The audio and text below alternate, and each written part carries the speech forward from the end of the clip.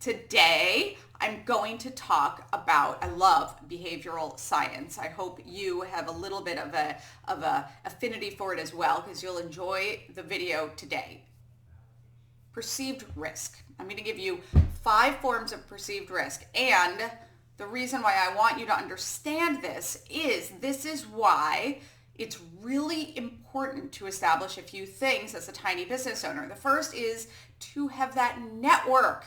Just like meeting people in person or online helps you have the resources when you go through maybe something in your life, having these people as those that can shout from the rooftops how great you and your business are can help with that social proof. Also reviews, being online, having people that give testimonials, all things like this are part of really you creating your brand, and having a strong brand helps overcome the 5 forms of perceived risk that people may think or go through some of these before purchasing from you. These are the things that could stop people from buying from you or from anyone else, be it products, be it services, be it memberships to things, anything like that, all right? The first is monetary. So the big fear here is obviously, I could lose money. Am I going to get scammed? Can I trust giving my credit card to this person?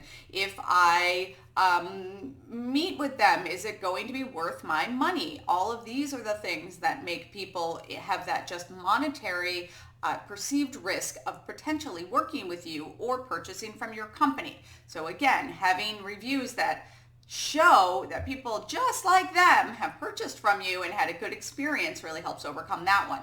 The next is the functional. Maybe it won't work. This is a big thing for services, especially those that are vaguer. When I say vaguer, a lot of things fall into even marketing services and things like that. Social media, website, is it worth it? Will it work? Then, of course, with regular product, something that you can hold in your hand. Will it break? Will it function? Will it do what it says it does? Again, see, reviews, social proof, the whole concept of networking. That's why it's so important to make sure that you have a way for your current customers and clients to communicate, but more importantly, that you do put in that networking work so that people can hear from people that can give a kind of character or brand assessment and say, yes, I trust them. If you trust me, you'll know that they can be trusted. The next is physical. I could get hurt. That is more along the lines of things where that would come into play. So a pair of earrings, sure, could it give you an allergy and make your ears hurt? It is, of course, in anything actually going into a space, like will I get hurt if I go there, or doing something active. Maybe you are a physical coach of some sort. Maybe you teach like cycling, or you are a personal trainer or something like that. Maybe you offer things like trips. So if they go on it with you, will they get hurt? Even there are physical things besides obviously like, wearing like jewelry or clothes. But even if you buy, let's say, a really cool outdoor smokeless fire pit, will it light my house on fire? Things like that. Okay, the next is social. What will my friends think? This is one of the reasons why branding is such a big deal, because if you are having your name known out there, you are actually getting people to say, oh yes, if you buy that, I think that is well worth it, or that service is great, or something like that. And it is establishing right there what your friends think. So if people are talking about you, then of course it's going to be helping with that. Most of us, if we're tiny, are not going to become household names. But again, networking, get that friend group talking about you, your products, your services, what you do.